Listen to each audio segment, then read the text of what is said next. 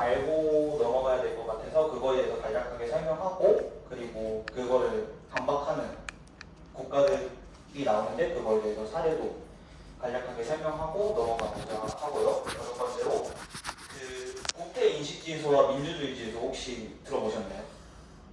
아, 안 들어보셨군요. 이거에 대해서도 간략하게 설명한 다음에 설명해 보고자 합니다. 그리고 여섯 번째, 탐구로 바뀐 나의 시각, 이렇게 제 느낀점들을 이제 적었고요. 일곱 번째로 더 심화해서 탐구하고 싶은 것들 하고, 여덟 번째 마무리 인사를 하고 마치겠습니다.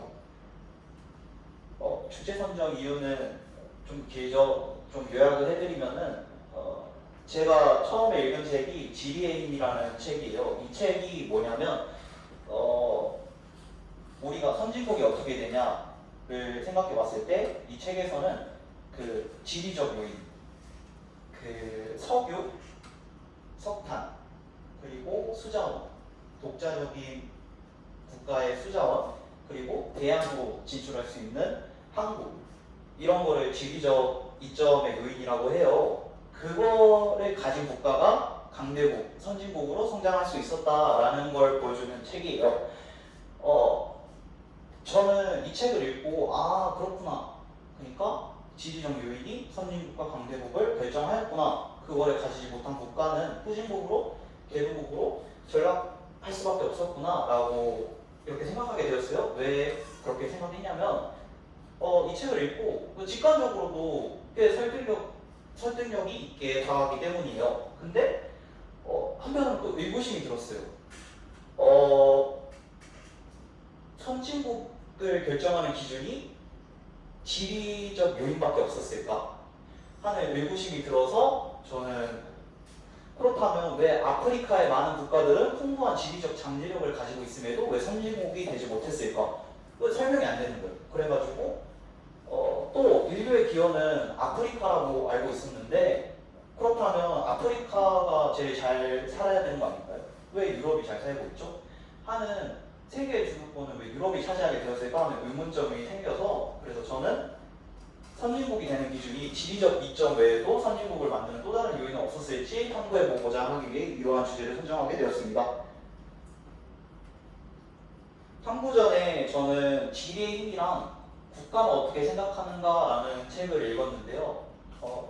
지리의 힘은 아까 설명했으니까 넘어가고, 국가는 어떻게 생각하는가 이 책을 간략하게 요약해보자면, 지리적 환경에 놓인 국가라도 어떤 전략을 선택하고 어떤 정치, 경제 제도를 구축하느냐에 따라 전혀 다른 발전 경로를 걸을 수 있다고 설명하는 책입니다. 그러니까 그러니까 지리적인 이점보다는 지도자의 의사결정, 국가의 제도가 지리적 이점을 얼마나 효과적으로 활용하는지가 국가 발전의 중요한 변수라는 점을 일깨워준 책입니다. 네. 지리적 역설이죠. 그러니까 저희가 읽은 지리의 힘과는 반대되는 국가들이 있었는데 대표적으로 나이지리아와 콩고 민주공화국이 있어요. 먼저 나이지리아부터 설명해 보자면, 나이지리아는 처음 들어보셨을 수도 있지만 아프리카 최대 규모의 석유 생산국 중 하나예요. 그러니까 그 오펙이라고 하죠. 세계지리 배우신 분들이면 알 수 있으신데 그 석유 산유국 중에 하나예요. 근데 우리가 선진국이라고 생각하지는 못하는 국가죠. 왜 그러냐? 나이지리아는 이렇게 충분한 석유와 천연가스를 가지고 있음에도 자원 수입이 일부 권력층에 집중되면서 부패가 심화되었고, 제조업과 같은 다른 산업의 발전이 더뎌져 빈곤과 전체적 불안정이 지속되고 있기 때문이에요. 그러니까 지리적 이점이 많음에도 그 뒷받침해주는 제도나 이제 정치적인 요인들이 뒷받침해주지 못하는 거죠. 두 번째로 콩고 민주공화국이 있는데요. 코발트, 다이아몬드, 구리 등 세계적으로 중요한 광물 자원을 풍부하게 보유하고 있지만 오랜 내전과 정치적 불안, 부패로 인해 자원 개발의 이익이 국민들에게 충분하게 돌아가지 못했으며 경제 성장과 산업 발전 역시 크게 지체되고 있는 국가예요. 그러니까 지리적 풍부한 자원이 반드시 국가의 발전으로 이어지는 것은 아니라는 걸 보여주고 있고요. 이를 이제 좀 전문적인 용어로 말하면 자원의 저주라고 또 말할 수 있어요. 그 다음 얘기할 내용에서 환경결정론이라는 단어가 좀 등장하는데요. 이거를 좀 간략하게 설명해보고 넘어갈게요. 환경결정론은 누가 말했냐? 제라드 다이아몬드라는 총준세 저자가 제시한 이론인데요. 환경결정론이 뭐냐면 정의로 환경결정론은 기후, 지형, 자원 등 자연 환경이 국가와 사회의 발전, 문화, 인간의 행동을 결정하는 가장 중요한 요인이라고 보는 이론이에요. 핵심 내용으로 자연환경이 국가의 경제력과 문명의 발전 수준을 좌우한다. 풍부한 자원과 유리한 지리적 위치를 가진 국가는 발전하기 쉽다. 반대로 척박한 환경에 놓인 국가는 발전에 불리하다고 본다. 나는 이론에 좀 그러니까 인종의 우열보다는 지리적 이점을 그러니까 선진국이 될 수 있었던 기준은 인종의 그러니까 흑인과 백인의 우열이 아니라 그 미국이 선진국이 될 수 있었던 이유는 그 나라의 지리적 이점을 가지고 있었기 때문이다 라고 보는 이론이에요. 이거를 좀 알고 넘어갔으면 좋겠고 이러한 환경 결정론을 반박하는 국가들이 나와요. 첫 번째로 대한민국이죠. 대한민국 뭐 자원이 많은 국가인가요? 아니죠. 안 그래도 자원도 없는 국가인데 또 6.25 전쟁으로 인해 남북으로 쪼개진 국가죠. 전쟁으로 국토가 폐허가 되었고 생명 자원이 부족하여 분단으로 인한 지정학적 위험도가 큰 국가입니다. 저희 나라는. 그러나 왜 우리나라가 세계 10위 경제 대국이 될 수 있었냐? 그것은 교육에 대한 적극적인 투자와 수출 중심의 산업화 정책, 민주화 제도 개혁을 통해 세계 10위권 안의 경제 대국으로 성장할 수 있었기 때문이라고 저는 생각해요. 두 번째로 또 지리적 이점을 그러니까 지리적 요인에 극복한 국가가 또 나오는데요. 두 번째로 싱가포르라는 국가가 있어요. 싱가포르는 우리나라보다 더 작은 국가예요. 국토 면적이 약 728km/제곱에 불과하고 천연자원은 거의 없는 국가지만 리카뉴라는 사람이 나오거든요. 이 사람이 뭘 했냐면 그 정부의 강력한 반부패 정책, 그러니까 이 반부패 정책이 뭐냐면 그 공무원들이 있어요. 그 공무원들한테 돈을 많이 줘요. 그러니까 월급을 엄청 많이 주는 대신에 너희가 부정부패를 저지른다? 그러면 훨씬 더 그냥 내가 받은 것보다 훨씬 더 많은 징계를 내려요. 이게 반부패 정책이고 그 밖에도 법치주의, 효율적인 행정을 바탕으로 세계적인 금융, 물류 허브로 발전한 국가입니다. 세 번째로 우리가 좀 놀러가기에 꿈꾸는 나라가 있죠? 스위스죠. 스위스도 마찬가지인 국가예요. 바다와 접하지 않은 내륙국으로 천연자원도 풍부하지 않지만 직접 민주주의와 정치적 안정, 금융산업과 첨단 기술 산업 등을 육성하는 전략을 통해 세계 최고의 구국으로 자리 잡은 국가입니다. 네. 다음으로 이제 부패 인식 지수와 민주주의 지수를 좀 이제 알아보고자 하는데요. 부패 인식 지수는 뭐냐면 그 국가의 사람들이 선거권 그리고 정치에 얼마나 참여할 수 있냐, 정치에 얼마나 참여할 수 있는지를 통계적으로 나타낸 지표고요. 민주주의 지수는 뭐냐면 국민들이 우리나라에 대해서 얼마나 민주주의적이라고 생각하냐, 그거를 좀 주관적인 수치를 이제 객관적으로 표시한 지표입니다. 보시면은 싱가포르, 대한민국은 각각 높은 수치를 보이고 있지만 나이지리아, 콩고 민주공화국은 낮은 수치를 보이고 있죠. 그러니까 두 그래프를 종합해서 분석하면은 국가를 선진국을 만드는 기준은 단순한 지리나 자원의 유무가 아니라 이를 효과적으로 활용하는 정치제도와 국가 운영 능력임을 확인할 수 있었어요. 한국 제 시각이 어떻게 바뀌었냐면 이거를 좀 요약하자면, 그러니까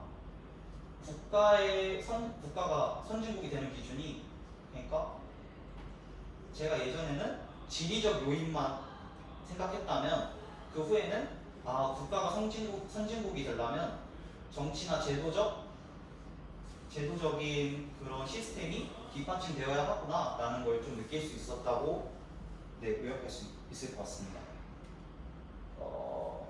향후 과제로 근데 또 예외인 국가가 있죠. 중국은 민주주의 수준이 높지 않은데도 빠른 경제 성장을 이룬 국가죠. 이런 국가들이 또 예외가 있단 말이에요. 이런 국가들은 어떻게 또 선진국으로 도약할 수 있었나, 이거에 대해서 추가적으로 좀 탐구해보고 싶습니다. 처음 질문에 대한 답을 또 해보자 해요. 선진국은 어떻게 탄생하는가? 그러니까 유리한 지리적 조건이나 풍부한 자원만으로는 선진국이 탄생하지 않는다는 결론에 도달했습니다. 그러니까 즉 국가 발전의 출발점이 될 수는 있어요. 근데 이를 어떻게 활용하느냐는 그 나라의 지도자, 국가 운영 능력 이런 거에 달려 있다고 생각해요. 그러니까 결국 선진국을 만드는 핵심 요인은 투명한 제도, 안정적인 정치, 유능한 정부, 그리고 이를 감시하고 참여하는 시민이라는 점을 확인할 수 있었습니다. 들어주셔서 감사합니다.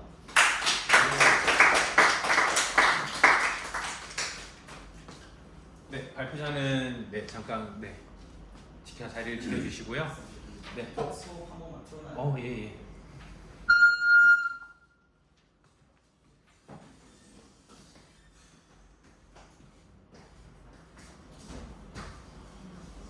자, 우리 발표를 듣고 우리 친구에게 질문할 부분 있다면 한번 질문해 주시면 좋을 것 같습니다.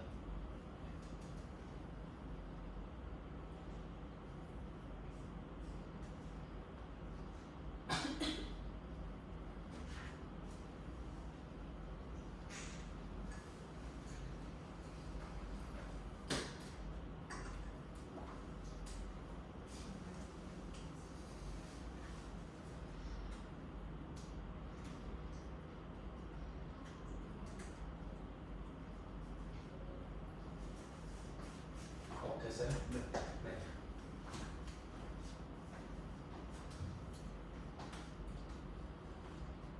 혹시 질문 있을까요? 네, 질문하세요.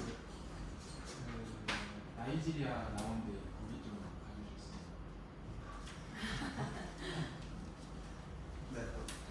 저기 자원은 많은데 딱히 발전되지 못했잖아요. 네, 맞습니다. 저기 나이지리아에서 대통령이 되거나 아니면은 본인이 미국 대통령이라서 원조를 하려고 하면 어떻게 하면 좀 좋을까요? 저라면은 그 나라의 자원의 이점을 좀 살릴 것 같아요. 그러니까 미국이 만약 나이지리아의 원조나 좀 그런 걸 말씀하시는 거잖아요. 그럼 만약에 저라면은 미국은 기술력을 가지고 있잖아요. 그러니까 석유에 대한 기술 인력들을 나이지리아한테 약간 보내는 방식으로 약간 할 것 같아요. 네, 다른 식. 네, 거치면 하세요. 나이지리아 한국 민주공화국은 발전이 되진 않았지만 그래도 자원이 많잖아요. 그쵸, 맞습니다. 그러면은 정책이나 제도가 만약에 개선이 되면 다른 나라보다 더 쉽게 발전이 될 수 있어요. 맞습니다. 그런 거라고 저는 전문가들이 추측하고 있는 것 같습니다. 네. 아니 이거 약간 그 뒤에 부분에 네네네. 어디? 한국어대 쪽에 지역이 성공하거나 실패한 역사적 사례를 조사한다고 했는데 네. 그 앞에 그냥 봤을 때는 지리 정치 제도적 문제만 다뤄서 좀 아쉬웠거든요. 그래서 네네. 혹시 그 역사적 이유가 있다고 생각하는 거는 어떤 점이 좀 가능하다고 생각하시는지 약간 궁금해서.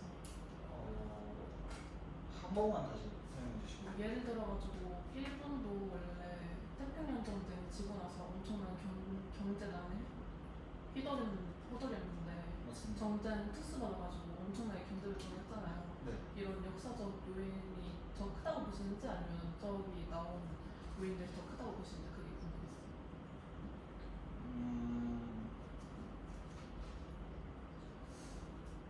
제가 질문 이해를 잠깐 좀 못하는 것 같은데, 제가 좀 알아봐야 될 것 같아요. 죄송합니다. 네.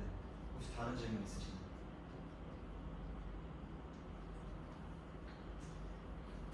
네, 질문 없으면 어떡해요?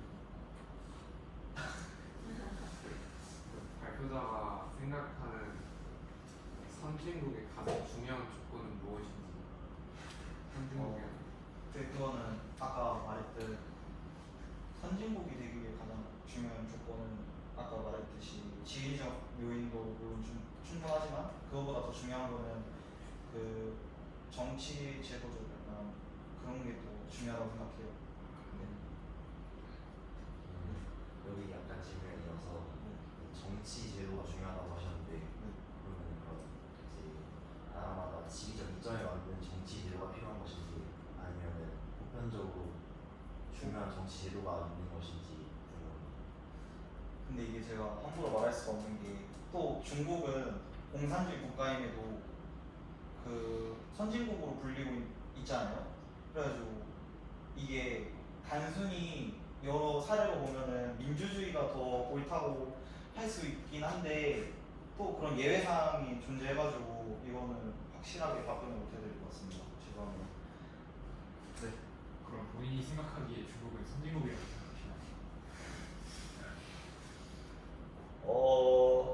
그쵸. 그래도 세계 경제 미국 다음이고 또 군사력도 높은 국가인 걸로 알고 있습니다. 그래서 저는 그런 걸 봤을 때 미국을 대신한 중국도 선진국이라고 생각하고 있습니다.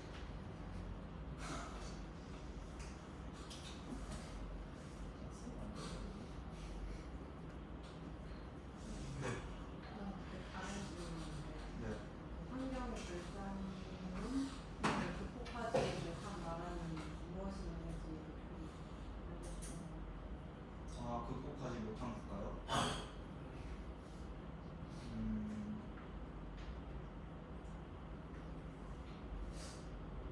제가 찾아봤을 때 극복하지 못했다는 게 그런 환경 결정 론에 맞다는 건가요?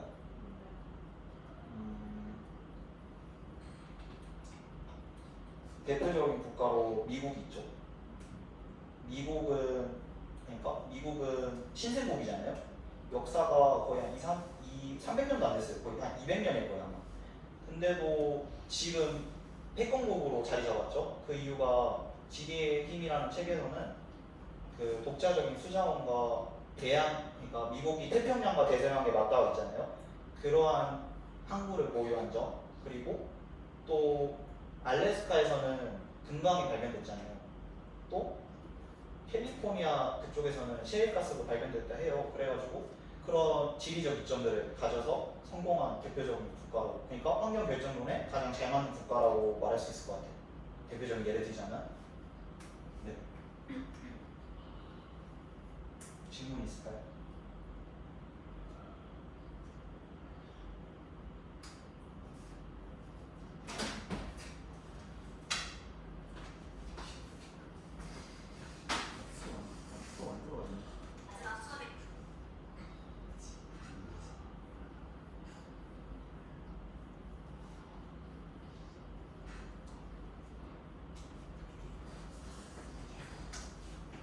혹시 또 질문가 지금 빨리 와주세요.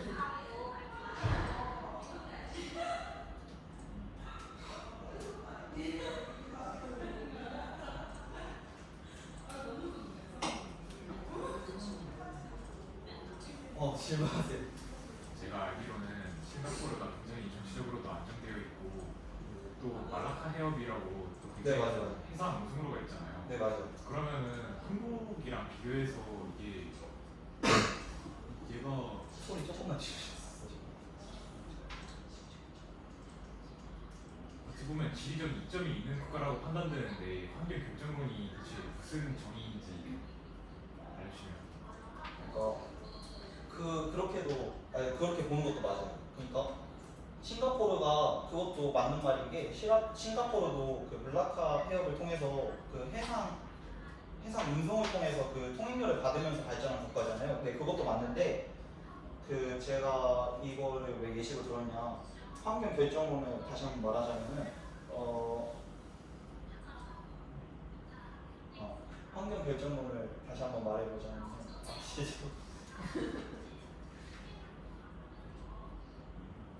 인정됐나 저거? 아예 저기 안 되나? 그러면 뭔 얘기하고 있었지? 몰라카요. 말라카, 네, 그것도 맞는 말인데 그 이론으로도 설명이 돼가지고 된 거예요. 아 진짜 20분 동안 이거 하고 있어야 돼? 시스템 있을까 생각해. 아 진짜 큰일 났네. 미국이 아까 미국이 환경 결정론에 가장 잘 어울리는 국가라고 했는데 네. 그러면은 이제 미국은 선진국이 된 요인 중에서 지리적 이점이 더 영향이 크고 이제 뭐 뛰어난 지도자들의 영향이 환경의 영향보다 조금 덜하다는 그런 뜻인가요? 아니면 두 개의 조화가 어울려져서 이렇게 뛰어난 강대국으로 성장할 수 있었던 건가요? 그러니까 지리의 힘에서 말한 그 내용만 봤을 때는 미국이 선진국을 도약할 수 있었던 요인 중에 가장 큰 건 지리적인 이점이라고 말하고 있지만 제가 그 주관적으로 제가 생각했을 때는 그 선진국이 되었던 요인 중에 더 가장 큰 거는 정치적, 제도적. 그러니까 미국의 처음 대통령이 조지 워싱턴이었죠. 그러니까 미국은 대통령이 네, 어,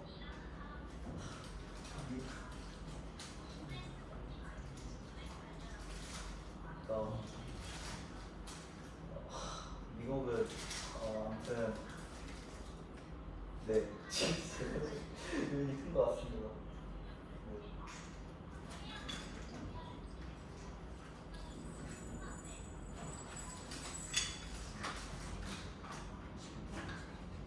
네.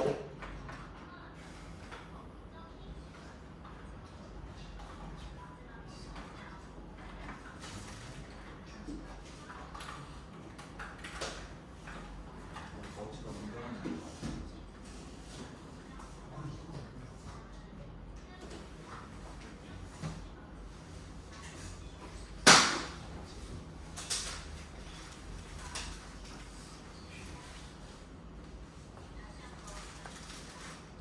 쓰고 있었어?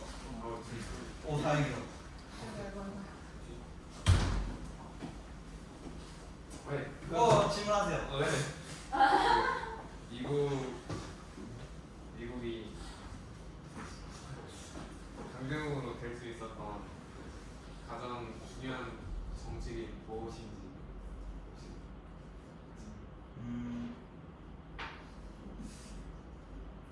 그 가장 중요한 정책이라 하면은 혹시 그 플라자 합의라고 아시나요? 잘 모르겠습니다. 그 플라자 합의가 뭐냐면 아니다 이건 제 주관적인 생각이에요.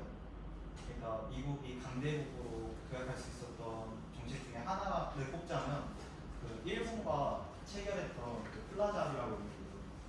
그러니까 그 1900년 중반 때 일본의 엔화 가치가 엄청 높아지지 않나요? 네. 그러면서 그 미국의 달러 가치는 오히려 하락하게 된 거예요. 그래가지고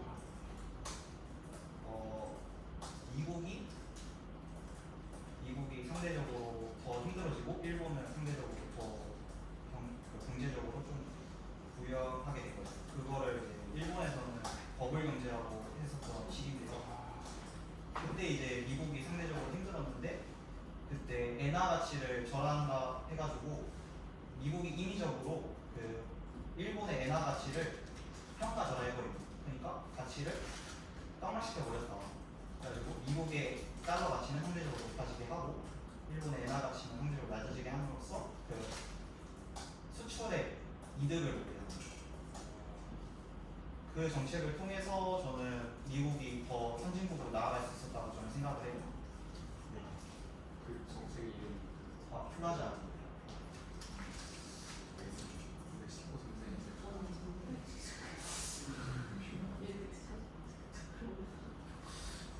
이제 발표 마치겠습니다.